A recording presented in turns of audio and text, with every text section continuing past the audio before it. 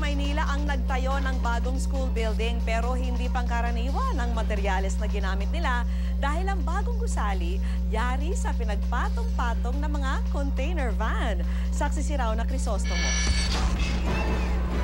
Burak na ang kalsadang dinadaanan ng mga estudyante at guro tuwing umuulan papasok sa Philippine Christian Foundation Community School dito sa Happyland sa Smoky Mountain, Tondo. Mismo ang kanilang eskwelahan, mabilis ring malubog sa baha. Nitong linggo lang kung kailan sunod-sunod ang pag-ulan, binaha na naman ang lugar. Most of the time po, yung karaniwang ulan lang kahit na wala pong bagyo, bumabaha po talaga kami. So, suspended po din yung classes namin kahit po hindi suspended ang DepEd.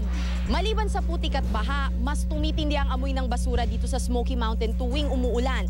Bagay na lalong nagpapahirap sa mga estudyante at guro.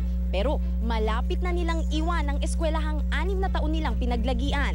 Dito nakatagdang lumipat ang mga estudyante. Ang pangkaraniwang gusali sa malayuan, di aakalaing gawa pala sa container vans.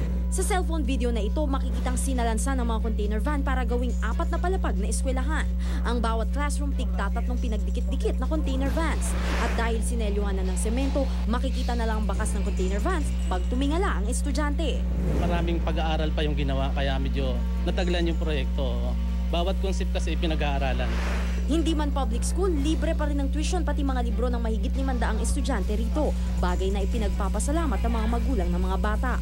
Ako na lang po mag-isa yung nagana sa mga anak ko kasi patay na yung asawa ko eh.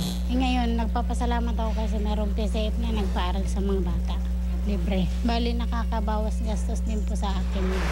Ngayong taon, mahigit 10,000 bagong classrooms pa ang kailangan para magkaroon ng isang classroom sa bawat 45 estudyante.